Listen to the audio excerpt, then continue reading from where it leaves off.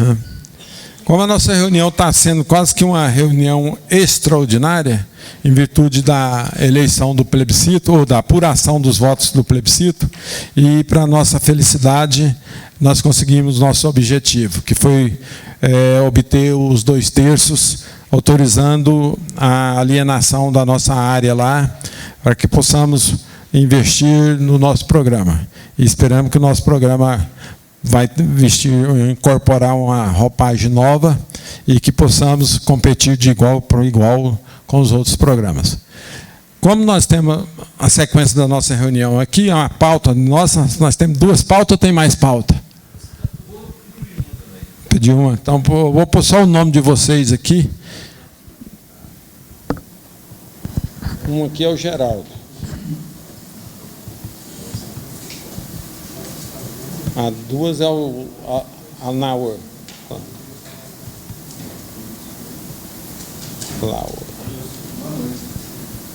Ô, meu ilustre, como é que está essa força? Então, bem, graças a Deus, bem. Então, tá bom.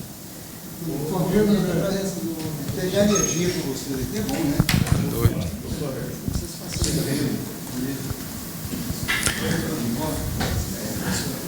Registrar aqui para os nossos internautas aqui a presença do Aurelino. É um prazer recebê-lo aqui, Aurelino. Tem novidade? Trouxe alguma novidade para nós ou foi uma visita cortesia? É cortesia, mas tem novidade. Tem novidade? Então eu vou passar a palavra para você aqui de início já. Não deixar você sentar, não. Você... Parece que houve uma mudança boa aí nos registros aí, né? Aqui mesmo? Pode ser aqui mesmo? Pode. Bom, gente, boa noite a todos. Boa noite. Sejam bem-vindos. É uma alegria muito grande estar aqui, né? Já foi percebido logo de cara, né? Gente, eu estava com saudade porque esse ano não tinha vindo aqui, né? Realmente. Algumas coisas, algumas viagens, alguns problemas. Mas a verdade é o seguinte, nós estamos vivendo um momento até interessante. É um pouco de paradoxo, mas é válido. O INPI está vivendo um momento assim interessante. Tem muito equívoco, muito erro, um pouco até de atrapalhada nas decisões internas do INPI. Mas, ao mesmo tempo, nós estamos vivendo um momento, em termos de avanço na legislação, que é interessante. Há muitos anos, mais de 100 anos, houve um acordo em Madrid para que houvesse um registro internacional de marcas. Esse acordo foi campegando, os países foram adaptando, mas não vingou a coisa. Em 89, novamente foi refeito esse acordo e houve o chamado Protocolo de Madrid. E aí esse protocolo deu um impulso, muitos países adotaram, e aí aos poucos a legislação foi se adaptando. E a Organização Mundial da Propriedade Intelectual, que é a chamada OMPI ou OMPI, que é uma instituição extraordinária, que cuida de gerir, de direcionar a política da propriedade intelectual no mundo.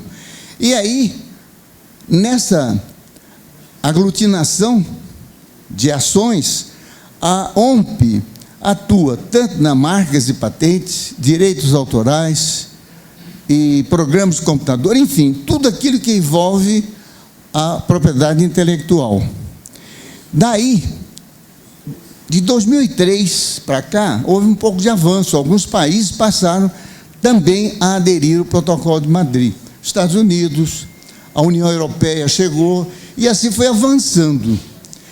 Quando o Temer assumiu a presidência, em junho de 2017, ele enviou para o Congresso Nacional um projeto para que houvesse a inclusão do Brasil no Protocolo de Madrid.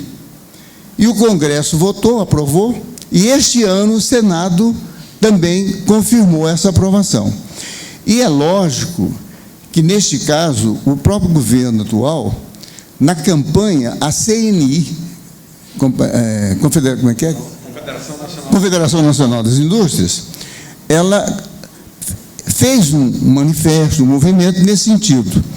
E o atual ministro da Economia, quando lá esteve, assumiu o compromisso de tocar esse assunto.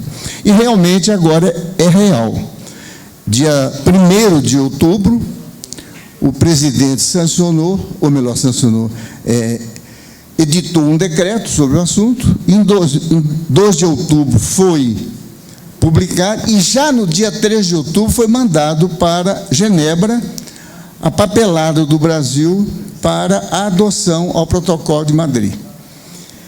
Eu digo a vocês, aos colegas, que é realmente uma situação curiosa essa questão do Protocolo de Madrid, porque tem muita gente no Brasil que é contra, e tem muita gente que é a favor. É uma discussão muito interessante sobre isso. Como é que fica a questão da lei brasileira em relação ao Protocolo de Madrid? Mas o próprio decreto que regulamentou o assunto estabelece, e isso é universal já também, que cada país vai adaptando a sua legislação ao Protocolo de Madrid. É por isso que levou muito tempo para tornar-se realidade. E neste ponto o Brasil tem aí já um instrumento básico para essa legislação. O que é praticamente o Protocolo de Madrid? É a possibilidade de se fazer um registro internacional, um só registro da marca, faz aqui no Brasil e pede, remete para Genebra, de acordo com o protocolo, para que esse registro tenha validade mundial. Quer dizer, não deixa de ser um avanço, porque atualmente tem que fazer em cada país onde tem o interesse. E aí agora não, com um registro só vai para o mundo todo. Mas também o NPI tem que fazer uma série de adaptações, que hoje a visita é rápida, mas numa próxima oportunidade eu posso detalhar isto, porque agora abriu chance de novos tipos de registro. Pode haver registros, por exemplo, duas empresas podem fazer o mesmo registro, desde que haja um acordo, um entendimento. Há o que se chama divisão de registros também, que pode ser feito. Então, existe uma série de situações que eu depois, numa outra oportunidade, eu faço essa abordagem. Mas eu queria apenas colocar aos colegas que já existe esse avanço. A língua oficial para o registro internacional é o inglês e o espanhol. Então, o Brasil tem tempo para fazer essa adaptação. Por exemplo, 18 meses para o Brasil manifestar sobre a aceitação ou não de um registro internacional que possa ter reflexo aqui no Brasil. É muito tempo, dá para se discutir, dá para se analisar, dá para tomar uma série de iniciativas. Mas a visita hoje foi só para dar essa informação para os colegas já tomarem conhecimento que a coisa está andando. E existe alguma alteração, por exemplo, custas. Hoje não tem mais aquela questão de microempresa, ou microempreendedor e tal. Hoje é um valor só. Tanto faz ser pequena ou média empresa ou grande empresa.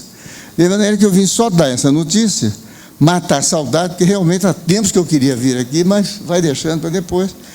E eu estou à disposição, oportunamente, para fazer uma abordagem mais detalhada sobre o assunto. A diretoria, no nome do sindicato, agradece você pela presença e a gente pode agendar aí novamente, a hora que você tiver maiores detalhes ou o momento que você quiser, a gente está com as portas abertas aqui, te aguardando. É um prazer grande recebê-lo aqui. Da mesma forma, a alegria é muito grande da minha parte. Pode falar. Fala no microfone. Realmente, nós nos sentimos honrados, né? Até viu, doutor Aurelino, hoje nós apuramos aqui, foi feito um plebiscito para aprovação ou não da alienação de um imóvel obsoleto que o sindicato tem lá na nossa chácara, uma parte dele, e para que isso fosse agregado, esse recurso, ao ativo principal que nós temos, que é o nosso programa. E hoje foi a apuração disso, né? Estava até a ser um pouco previsto até de não ter a reunião. Mas depois chegou aqui o dois associados e o Eli colocou, ele falou, não, mas sempre nós temos isso aqui, eu vi que ele ficou por aqui assim, lá no interior nós chamamos Cozinha no Galo, sabe? E tudo bem, e terminou surgindo aqui a reunião, e o senhor se deslocou lá da sua residência, do seu trabalho, para nos visitar. Então, nós íamos ficar assim um pouco, com o coração triste, né? Se aqui o senhor chegasse e aqui nós não estivéssemos. Então, realmente, nós agradecemos, eu acho que nós queremos aqui dar para o senhor uma salva de palmas, que o senhor merece isso, sabe?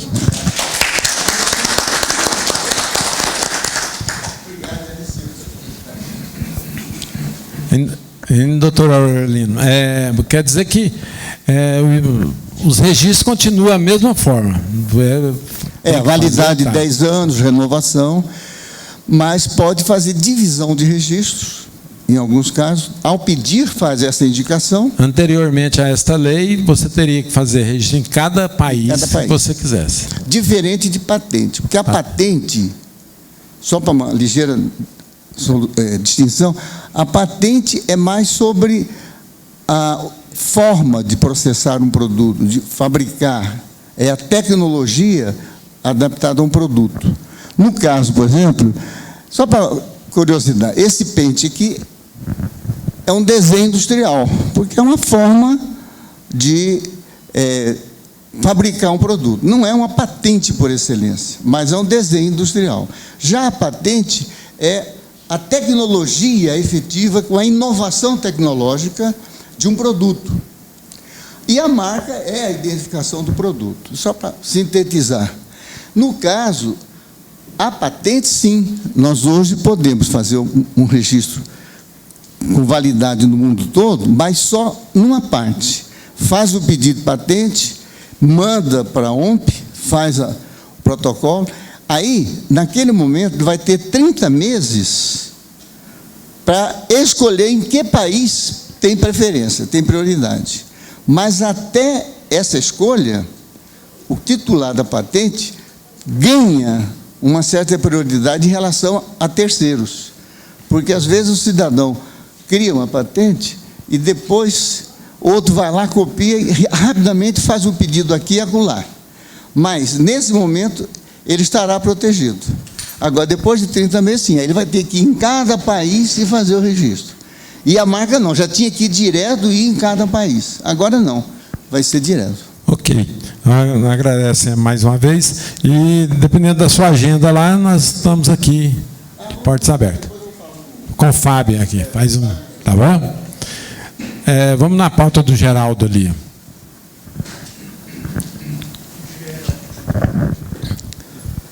Referente à reativação de empresa extinta. Ela foi constituída em junho de 2014. Em abril de 2010, ela foi extinta, a pedido mesmo, requerimento empresarial, foi extinta voluntariamente. Aí eu pergunto, há possibilidade de fazer a reativação na junta comercial? Porque na Receita, ela está inapta. A inaptidão é fácil resolver. Mas um agravante, ela, no período que ela foi constituída, ela não foi cadastrada na prefeitura e nem no Estado. Ela era fabricação de roupas. Primeiro, pode ser reativada? E será que vai ter consequência quando for se reativar no Estado e na prefeitura? Deixa o Jânio manifestar. Fala no microfone aí para nós, Jânio. Espera aí, fala. Não, ela só está inapta. Não, ela está inapta no CNPJ. Isso. Na junta comercial, ela extinguiu. Na junta comercial, ela está extinta, eu tenho o requerimento empresarial e extinção dela. Tá bom, aí na junta comercial eu já não saberia te falar, não. Mas na Receita Federal é fácil. Agora, o que fica provado é o seguinte: você tem cliente de tudo quanto é jeito, né? Por que o cidadão já extinguiu o negócio na junta comercial, está inapta na Receita Federal, e o cidadão quer recuperar uma coisa de 10 anos atrás que tem penalidade, tem multa por atrasos em DCTF que não pagou, né? Tem falta de GFIP entregue. Quer dizer, poderia o quê? Solucionar essas multas, abrir, e depois ele ainda quer transformar essa empresa, depois de reativada, quer transformá-la em meio. Então, deixa o Domingo lá dar um palpite para nós, Marcos. O Ronan ia falar também. Mas deixa o Domingo falar. Depois.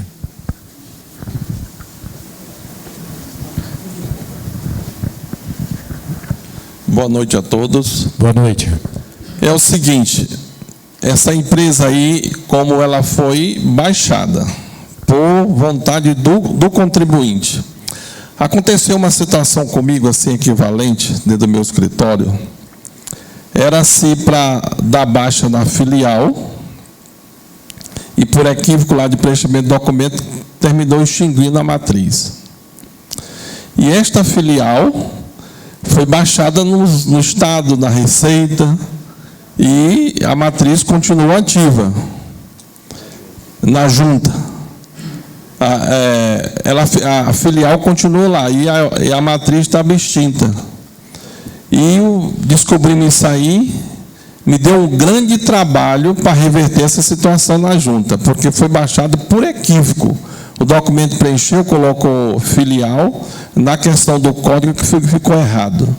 Aí eu entrei com um processo na junta, pedindo a reativação da empresa e justificando que ela estava ativa nos órgãos, contribuindo certinho, mas ela foi para julgamento, foi lá para o vogal da junta, eu tive que fazer uma sustentação oral e deu muito trabalho.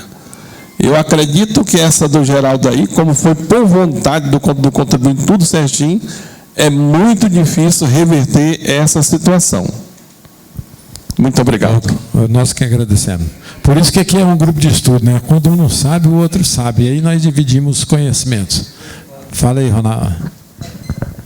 Eu só quero nem dizer, eu quero ficar feliz com as palavras que eu iria dizer que o Domingo disse. Realmente é isso. Se por que esse cidadão está querendo restabelecer a empresa? Algum motivo tem. Será que é lícito? Se for lícito, vai ter que fazer o que o Domingo fez. Ele vai ter que ir lá na junta provar licitamente o porquê que ele hoje quer restabelecer uma empresa que ele, por sua livre e espontânea vontade, encerrou no passado. Mesmo assim, é difícil, porque, naturalmente, ele encerrou a empresa e, quem sabe, desculpa falar, Geraldo, não é o caso dele, mas poderia ter alguns possíveis credores lá na frente que, por algum motivo ou outro, deixou de avocar o seu direito, porque aquela empresa não existia mais, e hoje ele quer restabelecer. Conforme disse Domingo, nesse seu caso, Geraldo, eu gostaria, se realmente você conseguir restabelecer, você traz aqui para o nosso grupo de estudos, sabe? O Geraldo quer falar mais. Reativação, ela existe.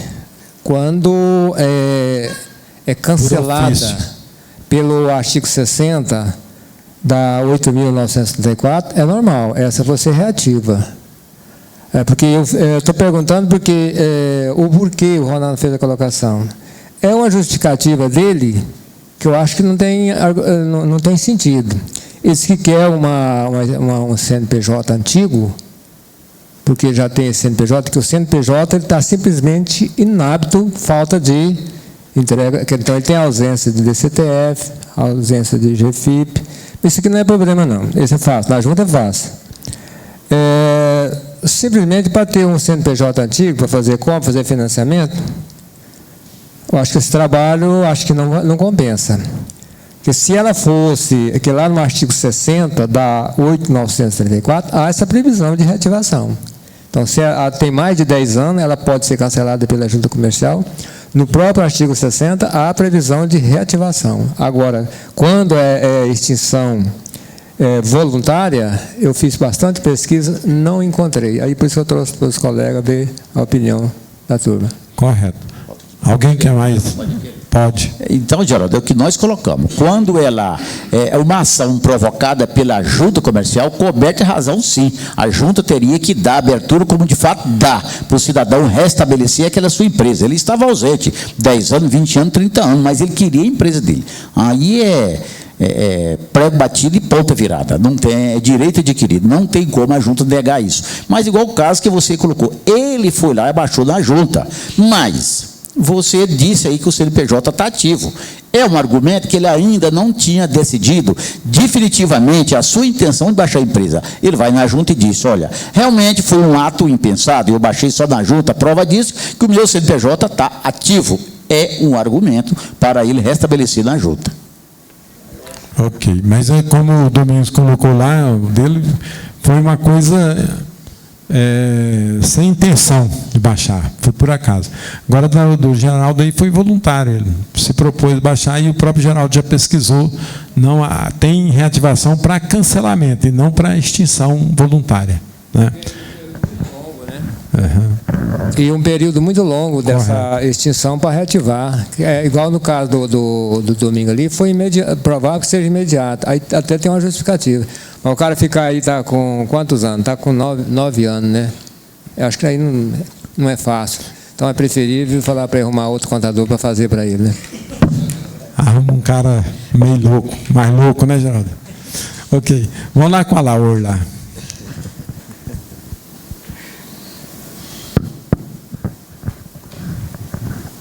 Eu queria mais uns esclarecimentos aí a respeito da venda de participação societária.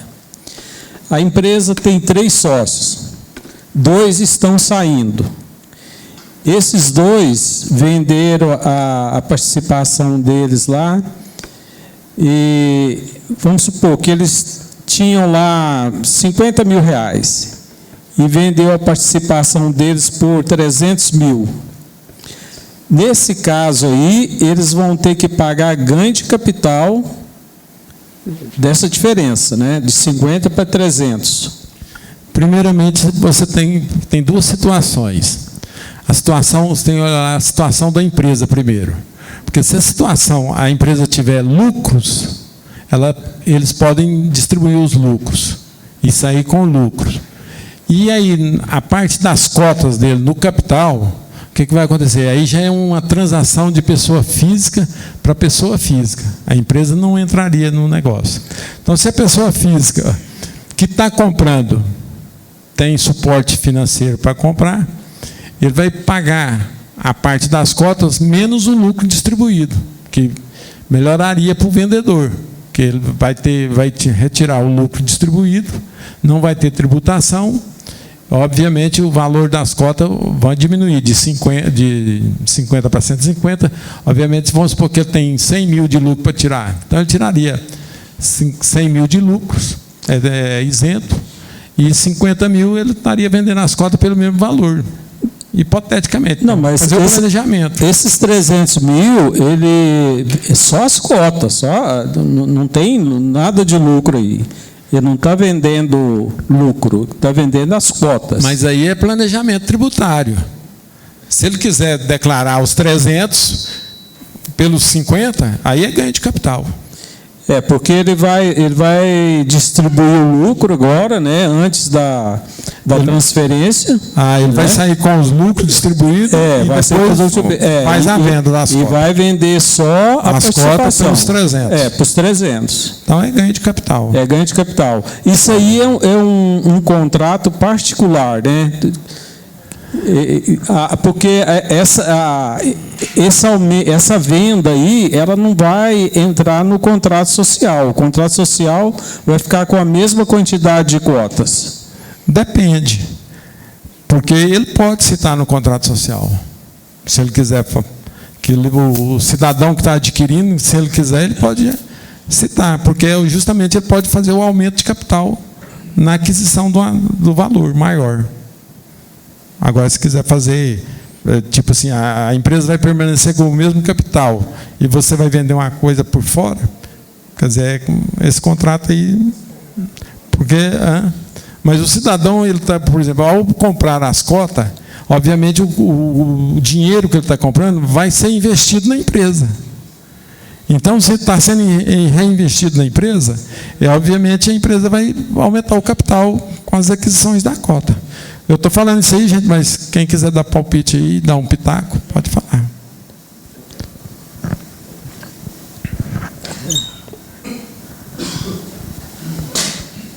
Deixa o Domingos falar ali, eu passo para o Ronan, viu, Mauro?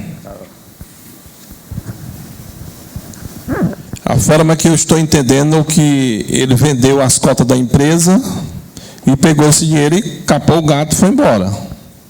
Não, quem comprou, capou o gato e foi embora. Pois é.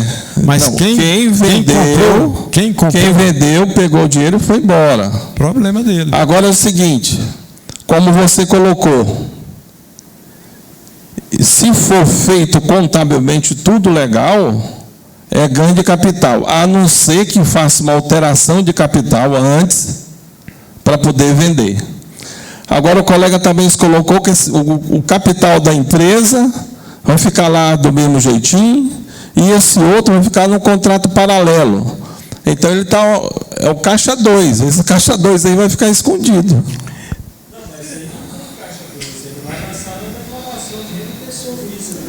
Espera aí, fala, deixa o Domingo. Não, é porque se ele vai lançar na declaração de imposto de renda, é interessante que ele faça essa alteração de capital ou o ganho de capital. Porque ele, se ficar no capital da empresa, digamos, 50 mil, e o contrato por fora 300, e lançar isso na declaração de imposto de renda, fica incompatível. Espera aí, fala no microfone, Laura. Eu estou entendendo o seguinte, que o vendedor vai fazer o ganho de capital e lançar na declaração de renda pessoa física dele esse ganho. E o comprador vai lançar na declaração de renda pessoa física dele também a diferença das cotas que estão lá no capital pelo que ele comprou. Certo? Então, lá ele vai constar na declaração de renda dele participação no capital social da empresa tal, 100 mil reais, por exemplo. Mas a empresa vai ficar com as mesmas cotas que estava antes. Não, porque se ele mencionar no contrato que ele comprou uma cota de R$1 e pagou R$10 nela, obviamente ele está investindo o dinheiro dele na empresa. Então ele tem que aumentar o capital. Ou então valorizar as cotas. Porque o dinheiro que ele pagou o cidadão lá, ele pagou um valor que o cidadão era sócio da empresa. Então a empresa pagou, o cidadão vendeu as cotas para ele por um valor 3 vezes maior. Isso. Então, obviamente, as cotas foi valorizada. Porque eu imaginava o seguinte, se o cara vendeu era 50, ele vendeu por 100, eu vou lançar lá na declaração de quem vendeu o ganho de capital, né?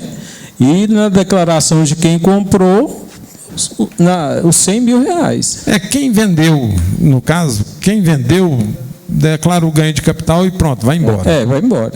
Agora, quem comprou que vai estudar a maneira melhor. Se ele quiser lançar só na pessoa física dele, mas como que ele vai lançar? Ele comprou umas cotas. A cota na empresa está valendo R$1. Ele vai lançar que comprou por 100? Não, na pessoa física dele ele coloca que comprou por 100 mil, mas o contrato social dele permanece a mesma coisa. Deixa o Ronaldo dar o palpite que nós vamos discutir mais. É o seguinte, antes do Ronaldo, desculpa, Ronaldo, mas eu vou falar o seguinte para você. A gente fez esse trabalho, um planejamento tributário, o que a gente fez? O sócio queria sair da sociedade. Nós alteramos o capital social da empresa e o sócio saiu com aquele valor que estava querendo vender para os outros sócios. Então, ele retirou dinheiro da empresa, ele saiu, a empresa pagou para ele sair. Então, isso é uma situação que eu acho que cada contador tem que avaliar e ver a melhor situação que se adequada ao seu caso, porque cada caso é um caso. Nesse caso da minha empresa, o que a gente fez? Nós alteramos o capital social e ficou as divisões iguais. Aí que quando ele saiu, ele retirou um imóvel naquele valor que ele estava querendo da empresa. Que aí o que nós fizemos? Nós fizemos uma redução de capital social. E tirou. Aí sinaliza que você não vai ter imposto a pagar em cima disso, que é redução de capital. Aí reduz o capital, no caso a empresa nossa era 3 sócios, aí o capital ficou reduzido, logicamente, pela saída daquele bem imóvel, com a redução daquele valor correspondente. Deixa o Ronan falar e depois eu palpito de novo.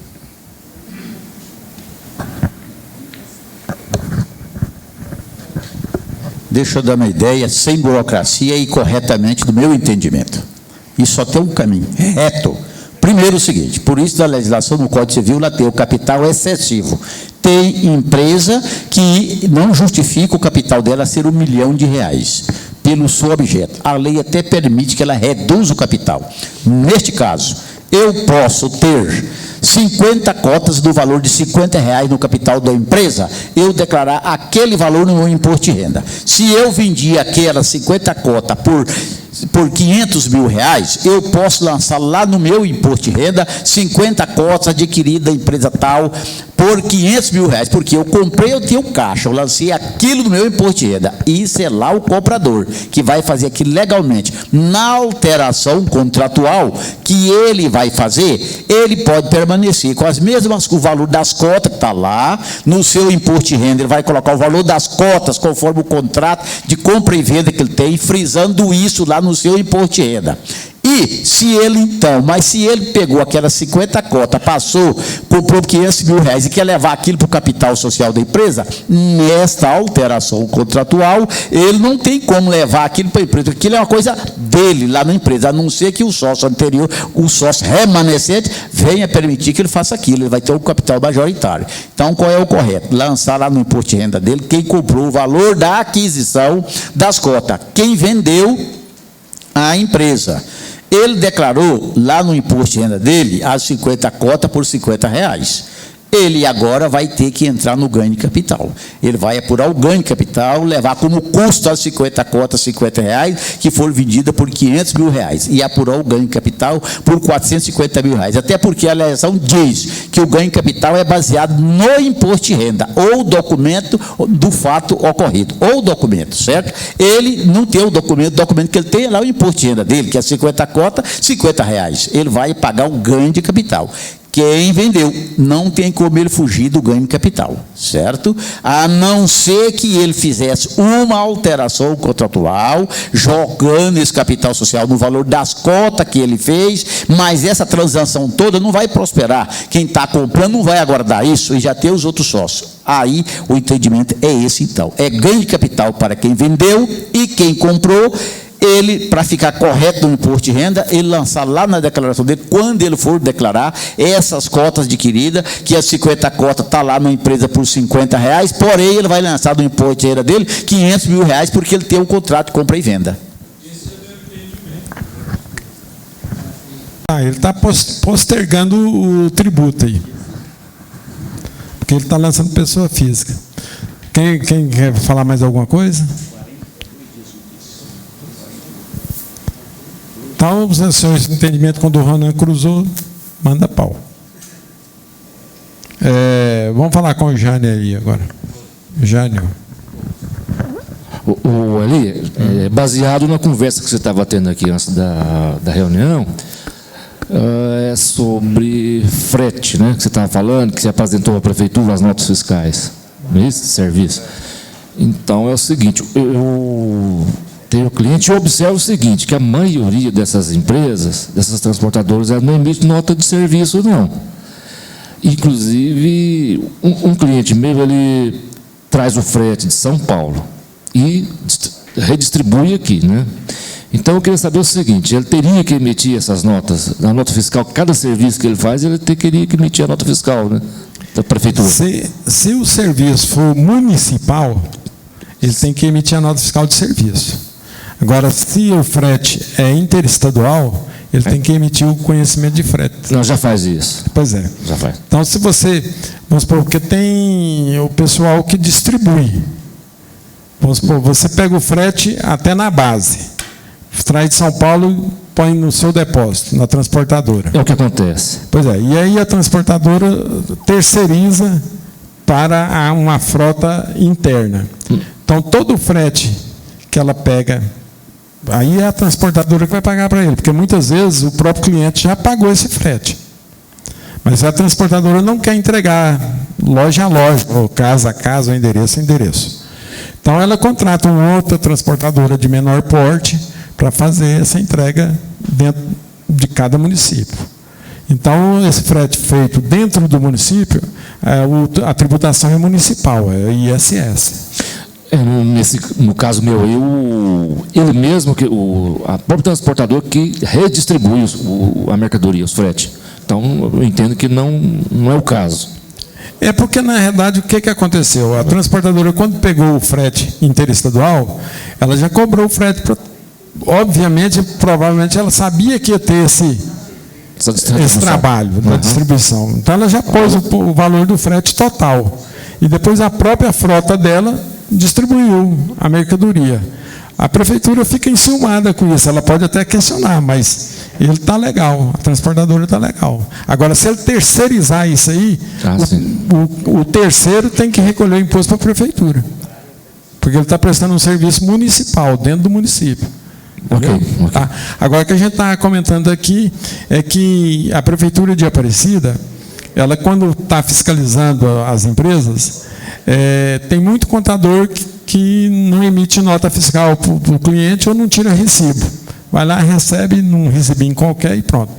E a prefeitura está querendo, quando fiscaliza a empresa que você é contador, ela quer que você mostra os recibos ou nota fiscal dos seus honorários. Se você for empresa, as notas fiscais. Se você não for empresa, você vai fazer, ela até chama de RPA, que é o antigo recibo, né? Hoje a gente usa falar o RCI, né? Recibo de contribuinte individual. Mas ainda não existe o RPA, né? Tem muito lugar que ainda usa o RPA.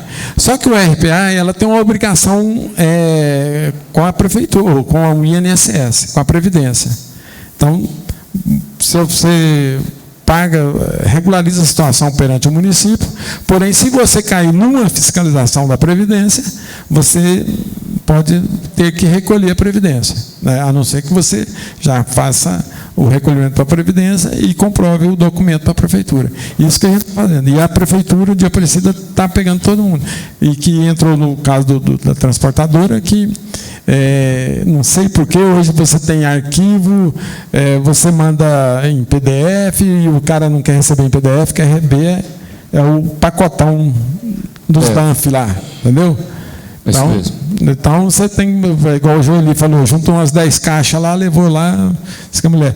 Eu tenho uma empresa lá que tem acho que mais de 90 dias que está lá, ela não deu satisfação ainda dos conhecimentos de frete que deixei com ela lá, entendeu? Melhorou, mas não, foi recente agora, tem uns 90 dias. Fala aí no microfone aí, fala. Senão... Não, é porque agora acho que qualquer órgão público é obrigado a aceitar digitalmente, né? Que a lei da 13.874 diz que tem a mesma validade de um documento em papel, né? Como é que é? Fala. A fiscal dessa vez notificou e colocou, se quisesse entregar virtualmente lá, digitalmente, tudo digitalizado, poderia ou levar lá o documento. Mandamos tudo digitalizado para ela. Já melhorou lá, viu? Mas então, vamos ver isso de mais de perto, né? Como diz aquele ditado, como é que é? Quem tem poder manda, quem tem juízo obedece, né? Parece que é mais ou menos assim, eu não sei mais ou menos. Mais alguma coisa? Não? Pessoal, tá livre a pauta aqui. Quem quiser mais uma pauta, se não tiver pauta, vamos lá, vamos ver a pauta do Domingos aí, Laura. Espera um pouquinho. O Atlético vai jogar mais tarde hoje. Não é o Vila que vai jogar hoje, não. É o seguinte, eu estou com um caso de um cliente, um funcionário admitiu um certo tempo mais de ano, mas registrou depois de 6 meses. E a empregada hoje tem, parece, 5 meses de registrado, adoeceu, entrou com licença para tratamento de saúde na Previdência, chegou lá, a Previdência negou porque não está na qualidade de segurado. Aí a Previdência já automaticamente bate, não, o seu patrão é que tem que lhe pagar. E de fato eu também reconheço que sim. Agora eu quero saber o seguinte, se eu posso retificar esse registro na verdadeira data de admissão e a empregada se vira. Daí me ajuda aí, responde essa aí. Geraldo sabe. Né? Ana, responde lá para ele. Doutor é doutor. Divina também pode responder também, se quiser, Divina. Aqui eu estou na presença aqui do doutor Orori, do qual nós tiramos o chapéu. Eu quero dizer o seguinte, que no direito, o que manda é o fato. Esta foi a verdade dos fatos. Foi admitido a um período anterior. Então, você não está fraudando nada, está correto, tentando corrigir um erro. que aconteceu lá no passado. No meu entendimento, corretamente retificar. Agora, não sabe-se se a Previdência vai entender isso. Para a Previdência entender, você teria que provar também o fato lá na Previdência de que aquela empregada realmente trabalhou aquilo. Concorda, doutor Aurelino? Ah, então tá bom. Muito obrigado, senhor. Como diz o outro, a Previdência vai falar assim, quando foi para você levar vantagem, você fez uma data. Agora que é para você justificar, você tem uma... Agora, eu não sei, que acho que, dependendo do ato que você retroagir, porque com o E-Social hoje não tem como fazer isso mais, retroagir. Então, Oi? Eu acredito o seguinte, você tem que provocar ela a fazer isso no judiciário, na justiça trabalhista, que é o juiz defere lá no período que foi, e o patrão dela concordar com aquele período, aí sim, você vai ter que recolher tudo atrasado para trás, certo? Porque aí o INSS não pode contestar, porque é judicial. Inclusive, na realidade, é o que eu ia citar também, que o Otávio colocou aqui, provocar ela para ela recorrer à Justiça do Trabalho, na Justiça do Trabalho, que o Otávio já colocou. Mas teve uma época aí que teve casos semelhantes a isso, que o INSS não reconheceu. E com o advento do E-Social aí também não vai ter como nós retroagir data nenhuma, né? Então,